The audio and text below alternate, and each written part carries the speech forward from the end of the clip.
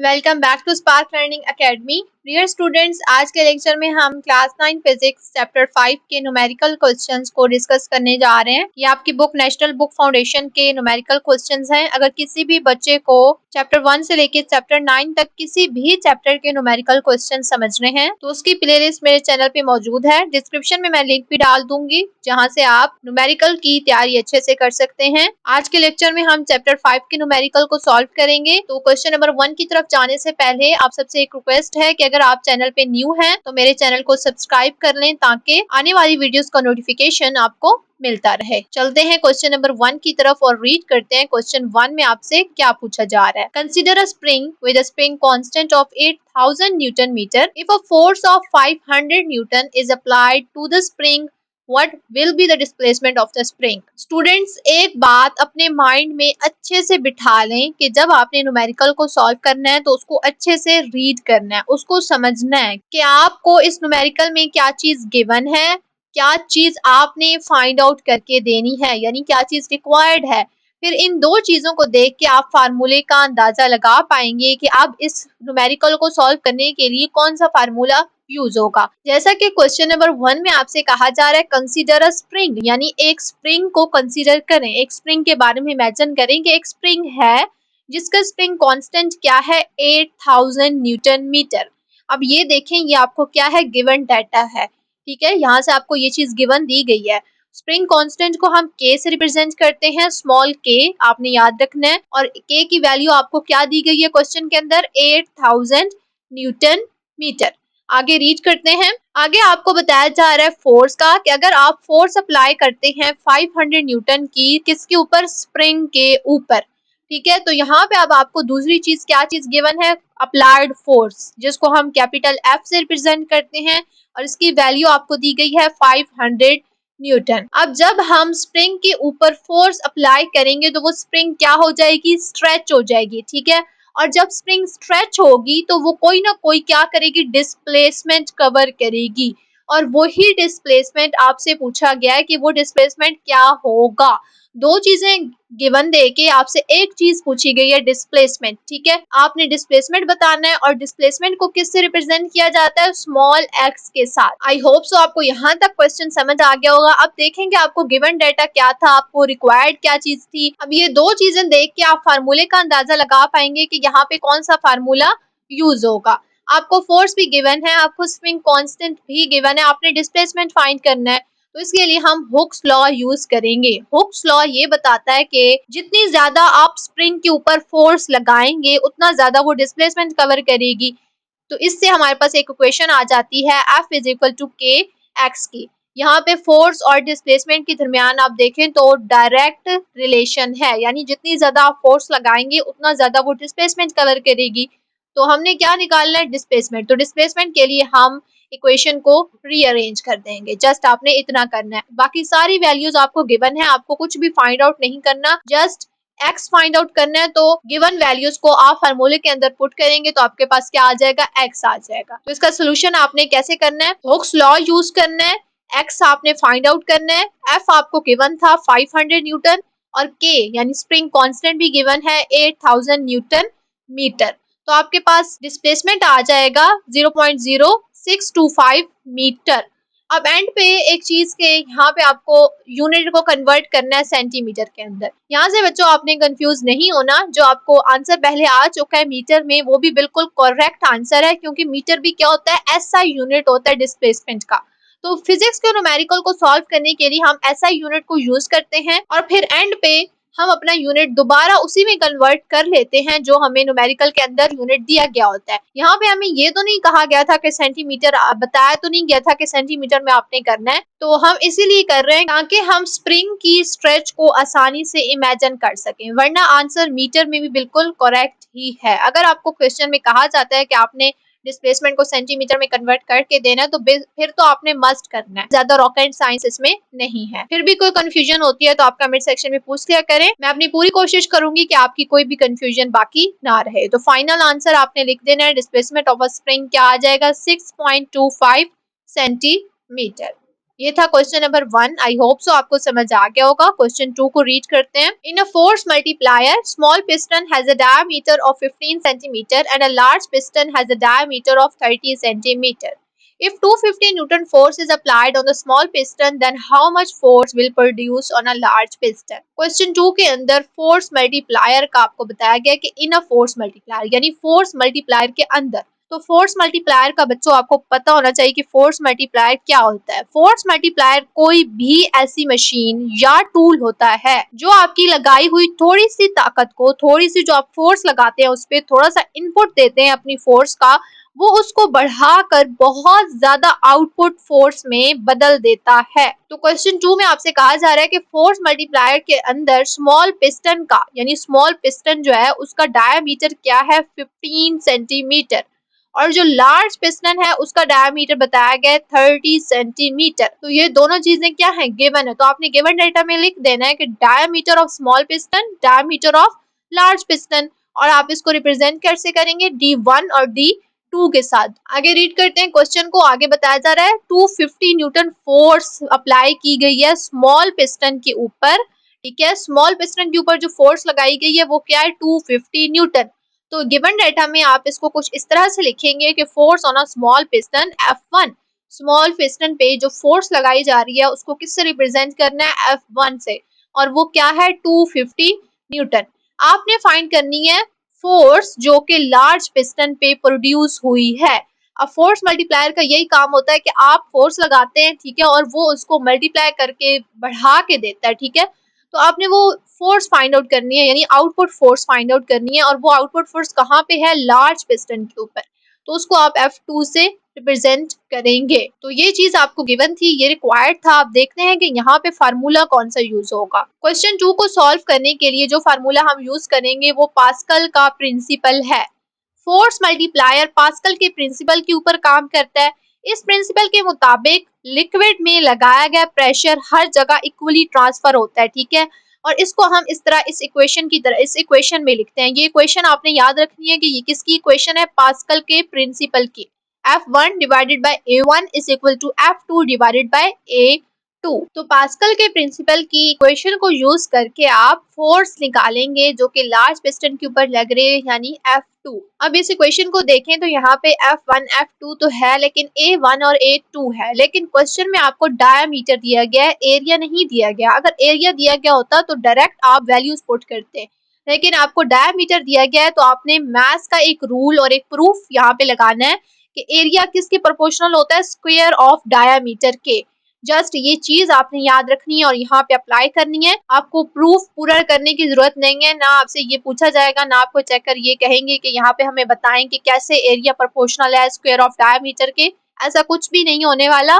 आपने जस्ट ये लाइन याद रखनी है कि एरिया किसके प्रोपोर्शनल है, स्क्वायर ऑफ डायमीटर के। तो ये रिलेशन हम यूज करेंगे। A1 की जगह D1 स्केयर पुट कर देंगे और A2 की जगह D2 का स्केयर पुट कर देंगे, और इक्वेशन को जब हम रीअरेंज करेंगे F2 के लिए, क्योंकि हमने क्या निकालनी है, F2 निकालनी है, तो ये इक्वेशन इस तरह से आ जाएगी F1 is equal to D2 का स्केयर डिवाइडेड बाय D1 का स्केयर। इक्वेशन को रीअरेंज करना तो आई होप सो आपको आता होगा। आगे सोल्यूशन की तरफ चलते हैं। अब देखें तो F1 भी आपको गिवन थी, D2 भी आपको गिवन था, D1 भी आपको गिवन था। तो यहाँ से आपने पहले तो स्क्वेयर्स लेने हैं यानी 30 का स्क्वायर फिर 15 का स्क्वायर। डायरेक्ट आपने नहीं इनको सॉल्व कर देना, पहले स्क्वेयर्स लेके फिर आपने डिवाइड करवाना है, और जो डिवाइड करवा के आंसर आएगा उसको फिर मल्टीप्लाई करवाना है फोर्स के साथ। तो आपके पास F2 आ जाएगी 1000 न्यूटन। ये वो फोर्स है जो कि लार्ज पिस्टन के ऊपर लग रही थी, और यही क्या था, रिक्वायर्ड था, और यही आपने फाइंड करना था पास्कल के प्रिंसिपल को यूज करके। नेक्स्ट क्वेश्चन, क्वेश्चन नंबर 3 की तरफ चलते हैं। क्वेश्चन 3 को रीड करते हैं। क्वेश्चन 3 क्या है, a hydraulic car lifts a car of mass 1000 kg when we apply force of 50 Newton on a small piston। यहाँ पे हाइड्रोलिक कार लिफ्ट का आपको बताया गया। हाइड्रोलिक कार लिफ्ट एक मशीन होती है जो कि कार को लिफ्ट करने के लिए यूज होती है। इतना सा बस आप याद रख लें। तो हाइड्रोलिक कार लिफ्ट क्या करती है, लिफ्ट कर रही है कार को, और उस कार का मैस आपको बताया गया है क्या है 1000 kg। ये हो गया given data. Mass of car small m 1000 kg आपने लिख दिया गिवन डाटा के अंदर। फिर आपको बताया जा रहा है when we apply force of 50 newton on small piston, यानी जब हम स्मॉल पिस्टन के ऊपर 50 न्यूटन की फोर्स लगाते हैं तो जो फोर्स हम स्मॉल पिस्टन के ऊपर लगा रहे हैं वो क्या होगी, F1 होगी। और रेडियस आपको बताया गया है स्मॉल पिस्टन का 20 सेंटीमीटर। तो रेडियस ऑफ स्मॉल पिस्टन क्या है, R1, जो कि है 20 सेंटीमीटर। अब न्यूमेरिकल को सॉल्व करने के लिए हम हमेशा SI यूनिट्स यूज करते हैं, तो रेडियस का SI यूनिट मीटर होता है, सेंटीमीटर नहीं होता। तो इसीलिए हमने सेंटीमीटर को कन्वर्ट कर लेना है मीटर में, 20 डिवाइडेड बाय 100 करके हम मीटर में कन्वर्ट कर लेंगे। एक्सेलरेशन ड्यू टू ग्रेविटी जो है वो आपको पता होना चाहिए 9.8 मीटर पर सेकेंड स्क्वायर होता है। अगर आपको न्यूमेरिकल के अंदर नहीं भी गिवन होता तो आपको इसका पता होना चाहिए। अब क्या चीज आपने फाइंड करनी है, find the radius of its large piston. जो लार्ज पिस्टन का रेडियस है वो आपने फाइंड करना है। स्मॉल पिस्टन के रेडियस को आपने R1 से रिप्रेजेंट किया था, तो लार्ज पिस्टन का रेडियस क्या होगा, R2। यहाँ तक था हमारे पास गिवन डाटा और रिक्वायर्ड। आगे इसका सोल्यूशन आप स्टेप्स में करेंगे। स्टेप 1 में आप इसकी वेट ऑफ कार निकालें। अब वेट ऑफ कार क्यों निकाल रहे हैं हम, इसको समझने के लिए स्टेप 2 की तरफ चलते हैं पहले, ताकि मैं आपको समझा दूं, आपको समझ आ जाए कि यहाँ पे हम वेट ऑफ कार निकाल क्यों रहे हैं। क्योंकि क्वेश्चन नंबर 3 जो है वो सॉल्व होगा पास्कल के लॉ से, और पास्कल का लॉ ऊपर ही हम न्यूमेरिकल में पढ़ के आए हैं, वो क्या है, F1 divided by A1 is equal to F2 divided by A2। अभी एरिया को माइंड से निकालें और सिर्फ फोर्सेस पे फोकस करें, ठीक है। F1 आपको गिवन थी लेकिन F2 आपको गिवन नहीं था। F2 की जगह आपको ऊपर देखें तो मास ऑफ कार दिया गया है, ठीक है। मास ऑफ कार अब फोर्स तो नहीं है ना, तो आपने क्या निकालना है, F2 निकालना है। तो F2 आप कैसे निकालेंगे कि वेट फाइंड आउट करके, क्योंकि वेट क्या होती है, वेट भी फोर्स होता है, ठीक है। याद रखना आपने, वेट क्या होता है, फोर्स होता है। तो इसका फार्मूला हम यूज करेंगे वेट का, W is equal to mg का। m हमारे पास था 1000, ठीक है। मास हमें गिवन था, g हमें पता है 9.8 होता है, तो वेट हमने निकाल लिया 9800 न्यूटन। और ये वेट ही क्या है, फोर्स है, तो यहाँ से हमारे पास F2 आ जाएगा। F2 क्या है, 9800 न्यूटन।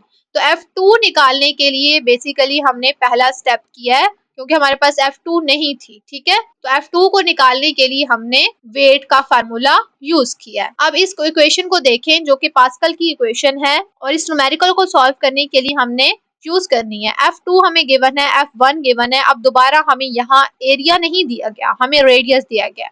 लास्ट क्वेश्चन में हमें एरिया नहीं दिया गया था बल्कि डायामीटर दिया गया था। तो डायामीटर के लिए हमने एक रिलेशन यूज कर लिया था कि डायामीटर हमें गिवन है, हमें एरिया नहीं गिवन, तो हम ये रिलेशन यूज कर लेते हैं कि एरिया किसके इक्वल होता है, स्क्वायर ऑफ डायामीटर के, ठीक है। लेकिन अब इस इक्वेशन में हमें डायामीटर नहीं गिवन, हमें रेडियस गिवन है। अब हमने देखना है कि हम एरिया को कैसे रेडियस में कन्वर्ट करेंगे। तो इसके लिए थोड़ी सी डेरिवेशन है जो आपको करनी होगी। यहाँ नोट्स में डायरेक्ट एरिया को रेडियस में कन्वर्ट करके लिखा गया है, और फिर R2 के लिए इक्वेशन लिख दी गई है जो कि हमने निकालना है R2। तो यहाँ पे मैं आपकी कंफ्यूजन को दूर कर देती हूँ कि कैसे हमने एरिया को रेडियस में कन्वर्ट किया है। एरिया जो होता है वो पाई R स्क्वायर के इक्वल होता है, तो A1 जो है वो पाई R1 के स्क्वायर के इक्वल हो जाएगा, और A2 जो है वो पाई R2 के स्क्वायर के इक्वल हो जाएगा। पाई 1 और पाई 2 हमने इसीलिए नहीं लिखा क्योंकि पाई क्या कांस्टेंट वैल्यू है, ठीक है। तो कांस्टेंट वैल्यू दोनों साइड पे कैंसिल हो जाती है, पीछे बच जाएगा F1 डिवाइडेड बाय R1 का square is equal to F2 divided by R2 का स्क्वायर। यहाँ से हम करवा लेंगे इनको क्रॉस मल्टीप्लाई, और फिर हमारे पास जो इक्वेशन आ जाएगी वो आ जाएगी F1 R2 का square is equal to F2 R1 का स्क्वायर।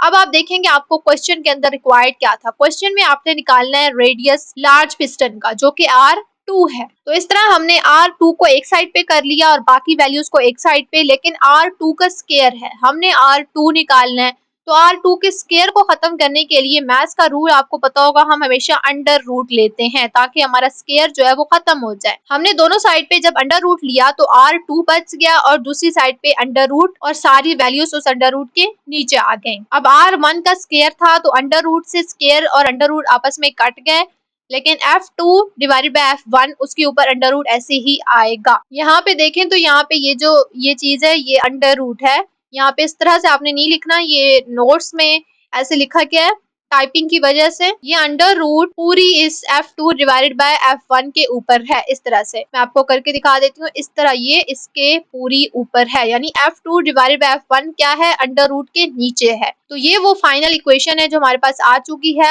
R2 की, और ये R2 हम यहाँ से निकाल लेंगे। सोल्यूशन आप कैसे करेंगे, R1 की वैल्यू पुट करेंगे, फोर्सेस की वैल्यू पुट करेंगे, और दोबारा से आपने याद रखना है कि यहाँ पे ये अंडर रूट इसके नीचे जो है वो F2 डिवाइड बाय F1 है।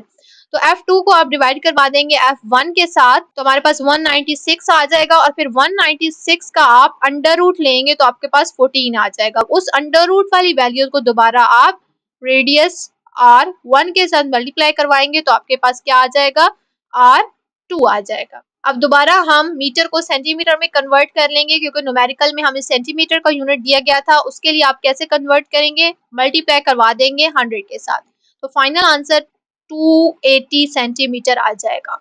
Radius of a large piston क्या है, 280 सेंटीमीटर। चलते हैं अपने नेक्स्ट क्वेश्चन, क्वेश्चन 4 की तरफ। Water column in a beaker is 70 centimetre. Find the pressure of water in a beaker. Take density of water as 1000 kilogram per cubic metre. सबसे पहले question 4 का आप गिवन डाटा लिखेंगे। आपको हाइट ऑफ वाटर कॉलम दी गई है 70 centimetre, तो centimetre को आपने क्या करना है, मीटर में कन्वर्ट करना है, क्योंकि हाइट का यूनिट भी SI क्या होता है, मीटर होता है, और न्यूमेरिकल्स में हम SI यूनिट्स यूज करते हैं। तो आपने सेंटीमीटर से मीटर में जब आप गए तो 0.7 मीटर आ गया। अब ये वैल्यू आपने न्यूमेरिकल के अंदर यूज करनी है, जहां भी आप हाइट की वैल्यू पुट करेंगे। क्वेश्चन 4 के अंदर डेंसिटी ऑफ वाटर भी आपको दी गई है। एक्सेलरेशन ड्यू टू ग्रेविटी हमें पता है 9.8 मीटर पर सेकंड स्क्वायर होता है, ये आपने याद रखना है। फाइंड आपने क्या करना है, find the pressure of water. Pressure of water आपने फाइंड करना है। तो रिक्वायर्ड आपके पास क्या है, प्रेशर ऑफ वाटर। इस फार्मूले को आप यूज करेंगे इस क्वेश्चन को सॉल्व करने के लिए। आपने क्या फाइंड करना है, प्रेशर, आपको सारी वैल्यूज गिवन है, आपको डेंसिटी भी गिवन है, एक्सेलरेशन ड्यू टू ग्रेविटी भी आपको पता है, और हाइट भी आपकी क्या है, 0.7 मीटर। तो प्रेशर आ जाएगा 6860 पास्कल। प्रेशर का यूनिट क्या होता है, पास्कल। इसको आप किलो पास्कल में कन्वर्ट कर सकते हैं, तो ये 6.86 किलो पास्कल बन जाएगा। तो फाइनल आंसर क्या है, 6.86 किलो पास्कल। आज के लेक्चर के लास्ट क्वेश्चन को रीड करते हैं, question number 5। How much force should be applied on an area of 20 centimetre square to get a pressure of 4500 pascal. Question 5 में आपको स्टार्ट में ही आपसे फोर्स पूछी गई है, और फिर गिवन डाटा आपको दिया गया है एरिया और प्रेशर, दो चीजें आपको गिवन है। तो एरिया आपको 20 सेंटीमीटर स्क्वायर है, तो इसको आप मीटर स्क्वायर में पहले कन्वर्ट करेंगे, जो कि 0.002 मीटर स्क्वायर बन जाएगा। और फिर आपने सेंटीमीटर वाली वैल्यू नहीं यूज करनी, आपने मीटर वाली वैल्यू यूज करनी है सॉल्व करने के लिए। फिर आपको प्रेशर भी गिवन है, ये आप गिवन डाटा के अंदर लिख लेंगे। रिक्वायर्ड आपको क्या है, फोर्स है। बहुत सिंपल सा न्यूमेरिकल है, इसमें आप प्रेशर का फार्मूला यूज करेंगे। प्रेशर का फार्मूला आपने याद रखना है, फोर्स डिवाइडेड बाय एरिया। आपने फोर्स निकालनी है, तो फोर्स के लिए इस फार्मूले को रीअरेंज कर लेंगे। सारी वैल्यूज आपको गिवन है, आप फार्मूले के अंदर वैल्यूज पुट करेंगे, और फोर्स क्या आ जाएगी, 9 न्यूटन। तो रिक्वायर्ड फोर्स आपके पास क्या आ गई है, 9 न्यूटन। ये फाइनल आंसर है, और इस तरह ये न्यूमेरिकल सॉल्व हो गया। आई होप सो आपको आज के क्वेश्चन समझ आ गए होंगे। यहाँ पर हमारा आज का लेक्चर एंड होता है। नेक्स्ट लेक्चर में हम चैप्टर 6 के न्यूमेरिकल्स को डिस्कस करेंगे। तो मिलते हैं नेक्स्ट लेक्चर में, तब तक के लिए अल्लाह हाफिज।